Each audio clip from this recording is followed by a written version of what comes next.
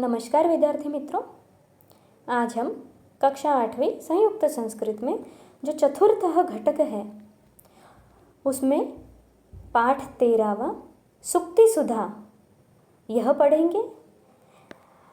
संस्कृत भाषा में कम से कम शब्दों में ज़्यादा से ज़्यादा अर्थ बताने वाले सुभाषित रहते हैं, आपको पता है। इसके पहले भी हमने कुछ सुभाषितें पढ़ी हैं।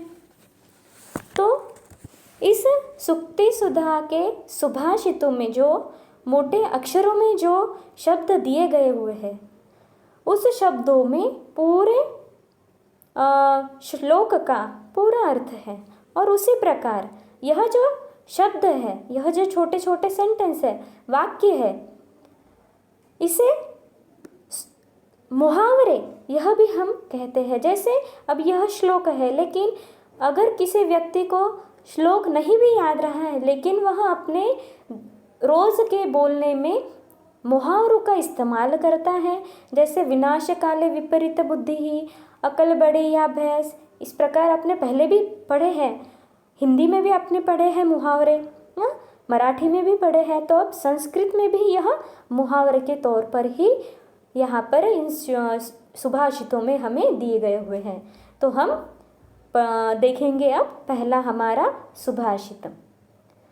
विद्वत्वं च नृपत्वं न च नैव तुल्यं कदाचन, स्वदेशे पूज्यते राजा विद्वान सर्वत्र पूज्यते। तो इस सुभाषित में कहा हुआ है कि विद्वान सर्वत्र पूज्यते, यानी कि जो विद्या जिसके पास है, जो विद्वान है, ऐसा व्यक्ति हर जगह उसकी पूजा होती है, हर जगह उसकी वैल्यू होती है। जैसे विद्वत्वम, ये नाम है विद्वान, विद्वान व्यक्ति।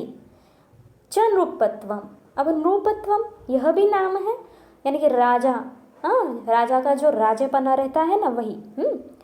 च नैव तुल्यम कदाचन, तुल्यम यानी कि तुलना, इन दोनों में कभी भी तुलना नहीं की जा सकती।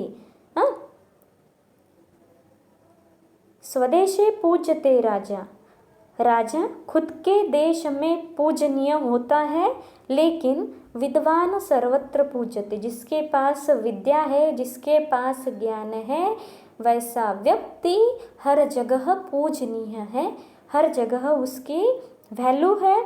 इसीलिए कहते हैं कि विद्वान सर्वत्र पूज्यते, राजा सिर्फ अपने देश में ही पूजनीय रहता है, लेकिन विद्वान सर्वत्र पूजनीय रहता है। तो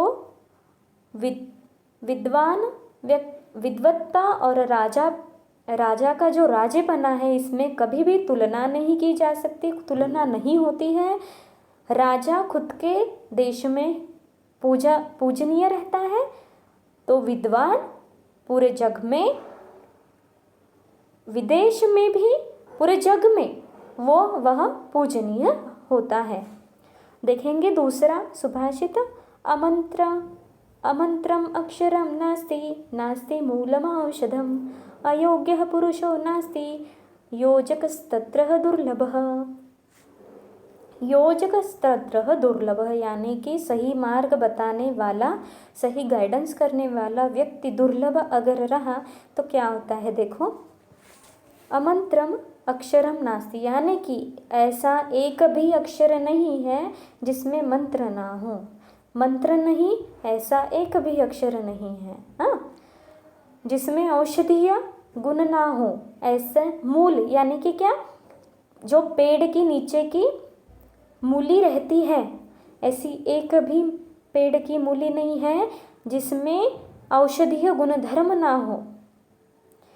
ऐसा एक भी अक्षर नहीं है जिसमें मंत्र ना हो। ऐसा एक भी जड़, वृक्ष की जो जड़ रहती है, ऐसे एक भी वृक्ष की जड़ नहीं है जिसमें औषधीय गुणधर्म ना हो।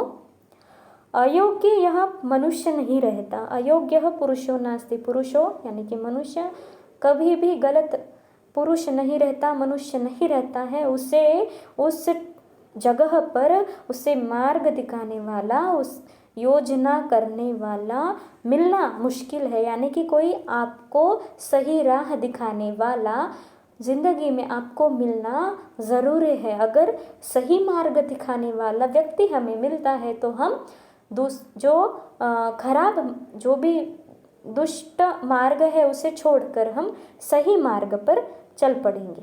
तो अयोग्य यह पुरुष नहीं होता है, मनुष्य नहीं रहता है, उस जगह पर उसे सही मार्ग दिखाने वाला व्यक्ति मिलना मुश्किल होता है, दुर्लभ होता है।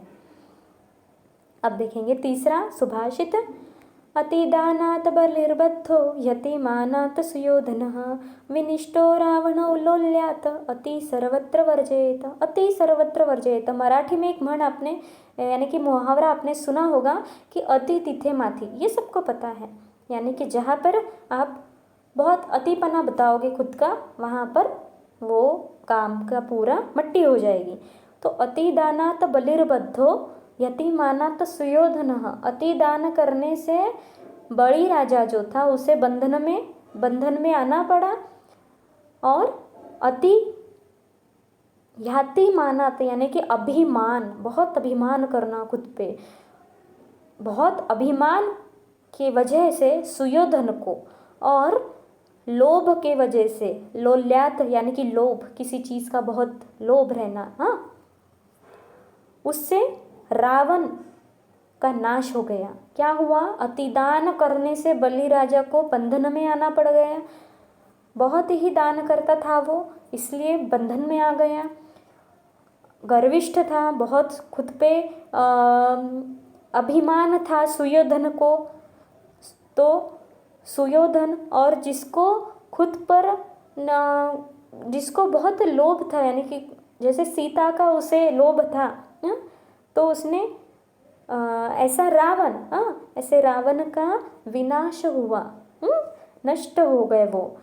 तो इसीलिए मनुष्य ने हमेशा सभी बातों में अपव्यय, अतिरेक जो होता है किसी बात के लिए, वह वर्जित करना चाहिए। आगे देखेंगे चौथा श्लोक। अपि स्वर्गमयी लंका न मे लक्ष्मण रोचते जननी जन्मभूमिश्च स्वर्गादपि गरीयसी। हे लक्ष्मण, हे लक्ष्मण, लक्ष्मण को यह कहा गया हुआ है सुभाषित कि हे लक्ष्मण, अपि स्वर्गमयी लंका, अगर लंका सोने की भी रही तो भी, अगर लंका सोने की रही हो तो भी मुझे पसंद नहीं है। न मैं रोचते, मुझे वह पसंद नहीं, मुझे वह नहीं पसंद आती है। हे लक्ष्मण, अगर सोने की भी वह लंका है लेकिन वह मुझे पसंद नहीं। जननी जन्मभूमिश्च, जननी यानी कि माता, और जन्मभूमि यानी कि जहाँ पर, जिस भूमि पर हमारा जन्म हुआ, माता, और जो भूमि जहाँ पर हमने जन्म लिया, वह स्वर्ग से भी अधिक हमारे लिए महत्व की है। गरीयसी स्वर्गादपि गरीयसी, स्वर्ग से अधिक हमारे लिए वह महत्वपूर्ण है। हे लक्ष्मण, लंका सोने की रही हो तो भी मुझे वह पसंद नहीं। मुझे माता और जन्मभूमि, यह जो है, ये दोनों मुझे स्वर्ग से भी अधिक प्यारी है, स्वर्ग से भी अधिक महत्वपूर्ण है। ऐसा हमें इस सुभाषित में बताया गया हुआ है। तो विद्यार्थी मित्रों, विद्वान सर्वत्र पूज्यते योजकस्तत्र दुर्लभः अति सर्वत्र वर्जयेत जननी जन्मभूमिश्च स्वर्गादपि गरीयसी। यह हमने आज 4 सुभाषित पढ़े। सुभाषित आपको यह याद करने हैं, समझना है आपको इसका अर्थ, और आपको यह याद करने हैं। धन्यवाद।